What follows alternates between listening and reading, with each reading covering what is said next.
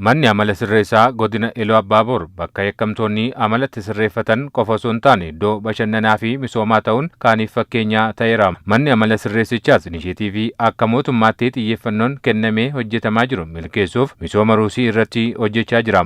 Hojiin misooma ruusii mana amala sirreessaa godinichaa keessatti hojjetames daawwatameera. Itti gaafatamtuun mana amala sirreessaa godina Iluu Abbaaboor Komaandar Taanaanyee Walduu hojiiwwan muuxannoo gaarii bara darbe irraa argatan bu'uureffachuun mooraa mana amala sirreessaa keessatti ruusii kan oomishan ta'uu kaasaniiru. Bu'aa gaariidha kan inni argisiisee jiru jechuudha.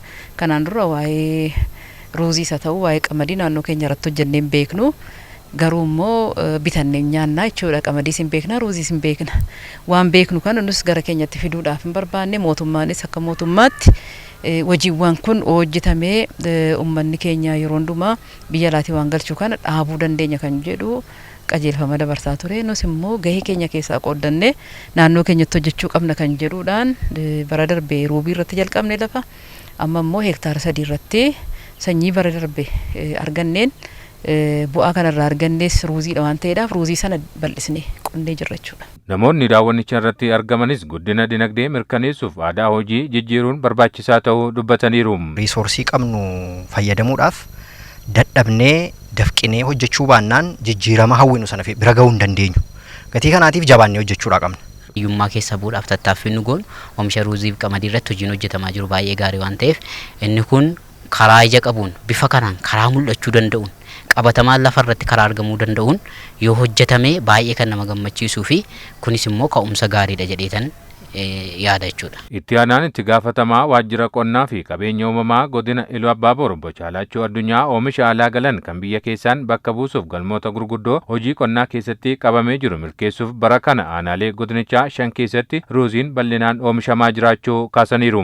Bara darbirraa kaasee akka godina keenyaatti inisheetiiviin ruuzii kan qamadiitti dabalamee inisheetiivii ruuzii hojiirra oolee jira.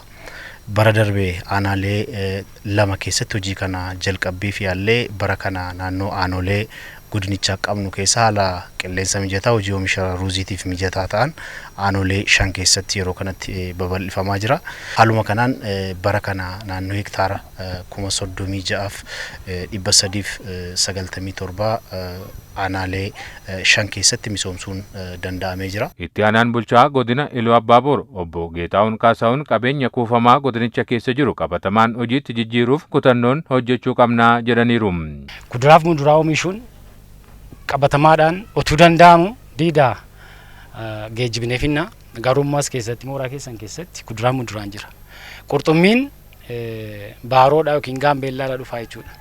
Garuu bishaanuma naannoo keenya jiru xinnoo ishii jallisnee qabnee qurxummii keessatti horsiisuun akka danda'amu waan hedduu al tokkichaan hojjechuu akka danda'amu karaa daayiversifaayiir ta'een wanti isin barumsanuu dabarsitan jira. Misooma ruuzii kanarraa callaa kuntaala miiliyoona 1.4 ol walitti qabuuf hojjetamaa akka jiru ragaan waajjira qonnaa fi qabeenya uumamaa godinicharraa argame ni mul'isa.